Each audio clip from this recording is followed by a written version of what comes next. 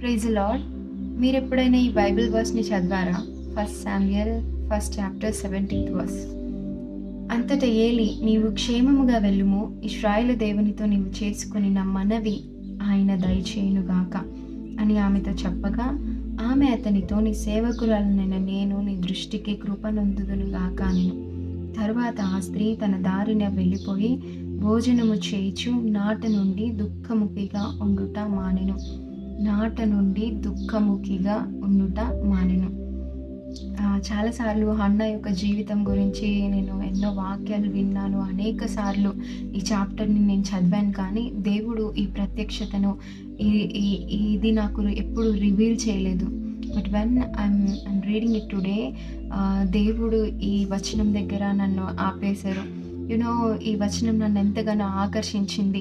నిజంగా అనేకమైన వాగ్దానాలు దేవుడు మనకిస్తున్నప్పటికీ, అనేకమైన వాక్యాల ద్వారా దేవుడు మనతో మాట్లాడుతున్నప్పటికీ, దైవజనుల ద్వారా మనతో మాట్లాడుతున్నప్పటికీ, మన జీవితంలో ఎక్కడో తెలియని ఒక డౌట్, నా సమస్య ఇది అసలు దేవుడు తీర్చగలడా, లేకపోతే నా ప్రార్థనకి జవాబు ఈ సమస్య మీద నేను పొందుకోగలనా, ఈ సమస్య కోసం నేను విజయాన్ని చూడగలనా అని అనేక సార్లు మనము ఆలోచిస్తూ ఉంటాము. బట్ హన్నా యొక్క విశ్వాసం మన జీవితంలో ఉంటే, హన్నా చూసిన గొప్ప కార్యాన్ని మన జీవితంలో కూడా మనం చూడగలము.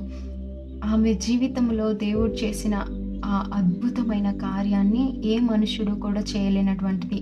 ఎప్పుడైతే దైవజనుడు దేవుడు నీ మనవి నీకు దయచేయునుగాక అని చెప్పారో, అంతే అండి.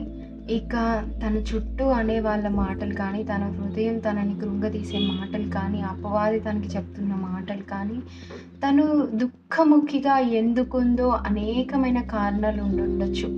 ఇంకా ఏటి వైపు హన్నా చూడలేదు. దేవుడు నాతో చెప్పారు, ఆయన నా మనవి ఆలకిస్తాడు అనే ఒక విశ్వాసంతో తన ఇంటికి వెళ్ళింది.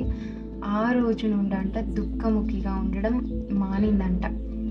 దేవుడు ఈరోజు మనతో చెప్తున్న మాట ఏంటి అంటే, డు నాట్ వరీ. ఏ విషయం గురించి నువ్వు దిగులు పడొద్దు. Never worry about anything. దేని గురించి బాధపడద్దు, దిగులు పడొద్దు, కృంగిపోవద్దు. I am the God who arrange everything for you on its time. God is saying you this today. Just believe him. ఆయన సరైన సమయానికి నీకు ఏ సమయానికి ఏది కావాలో ఆయన నీ ప్రార్థన అంగీకరిస్తూ వాటిని అనుగ్రహించే దేవుడు.